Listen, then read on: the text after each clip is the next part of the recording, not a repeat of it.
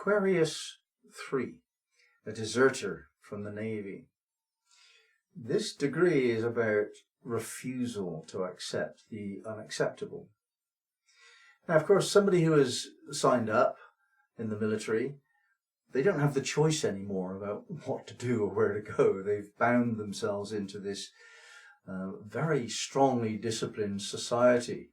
And that's a good thing up to a point. Society and self are in constant relationship, and sometimes society demands of an individual certain requirements, a level of committed service that the military represents.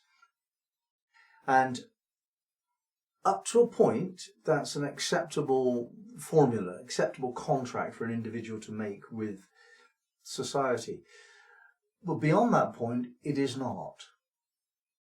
Society tends to be managed, administered, ruled by people that like power, and they become tyrants sometimes. And it is for the individual to notice if that has happened. If we're required by legitimate processes of law to do something which is illegitimate, something's wrong. The law, maybe, is wrong. What is illegitimate? Is it really for us to decide what's right and what's wrong? Isn't that morality the responsibility of someone else? Is it not our responsibility simply to conform and be obedient to the law and expectations to do with morality and cultural expression? No, no, it's not. The soul doesn't accept that. The ego might not, but the soul certainly doesn't. Now, the ego does this dance between obedience and rebelliousness. If rebelliousness is simply reactive, if there's no considered wisdom, no reasonableness, no sense of seeking balance, then it's childish, it's irresponsible, it's not really going to take you anywhere spiritually. The same can be said of obedience. Blind obedience expresses blindness really well, and it's not okay, not for a spiritual person.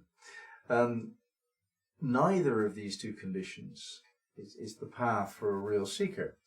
The soul seeks qualities and cannot develop those qualities if in the presence of a tyrannical force that denies the qualities, such as truth, such as love. You don't really find those in government.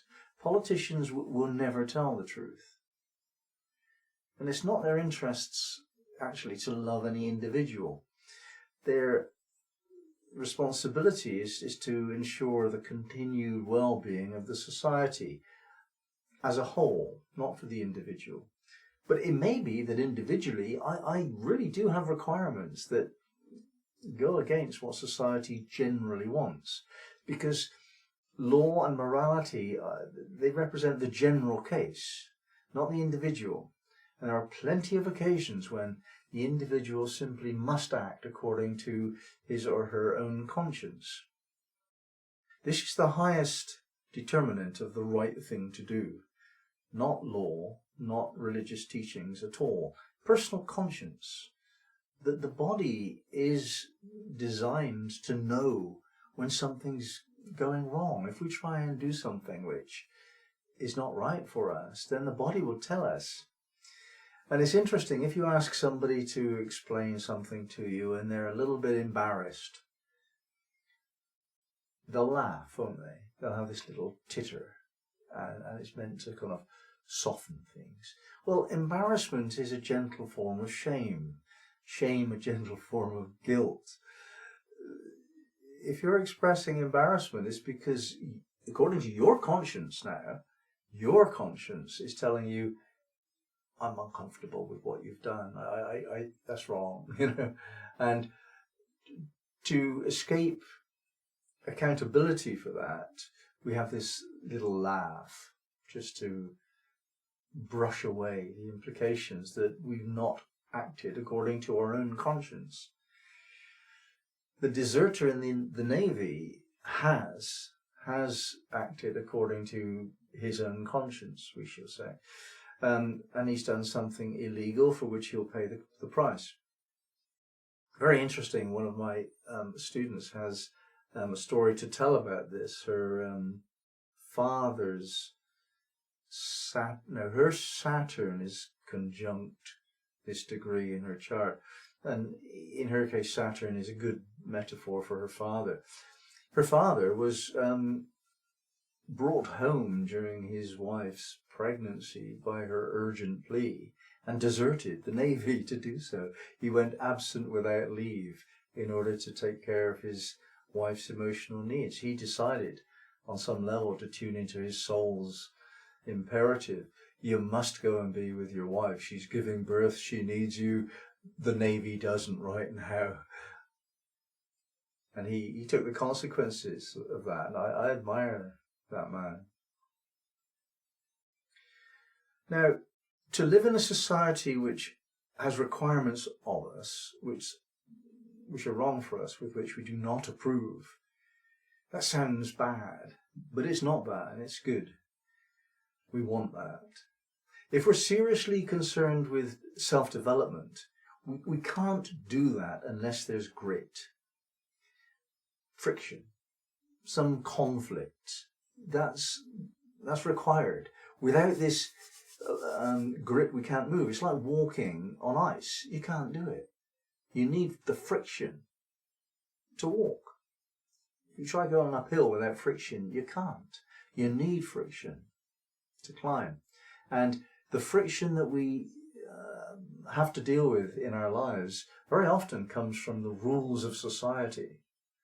So actually, we choose to come up against something which we do not like, we do not agree with, in order to examine ourselves as to whether we have the courage, the clarity, the self-awareness to deal appropriately with this frictional situation. And we can take this to a very high degree by examining within ourselves what we're afraid of, what we most fear and dislike.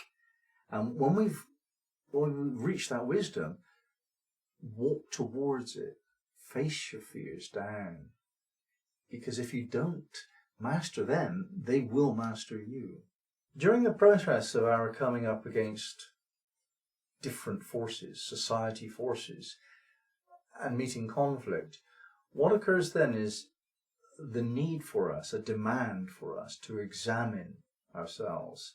And really our loyalties are in question here. We have to examine our loyalties. We are loyal to our employer, the wife, and the kids, and the husband, and the greater family, and friends. We're loyal to all of these people to some extent or another. We're loyal to our country to some extent or another. But what's the order of priority? Very interesting question, isn't it? What's the order of priority? If push comes to shove, do you actually serve your boss when your spouse wants you not to? Do you go and help your friend when it's inconvenient because you have to give up some personal pleasure? Is your own personal pleasure a higher priority for you than helping out a friend? Where are your loyalties? We will not be able to refine our loyalties and further define who we are unless we examine them. And the test of examination has to be real. It has to matter to us, or it is not an examination. There are times when we're simply unable to fulfill our commitments. We've made a promise, we can't fulfill our promise. So in this case, is it appropriate to back away or not? If we back away, does that make us a villain because we simply don't do what we said we're going to do?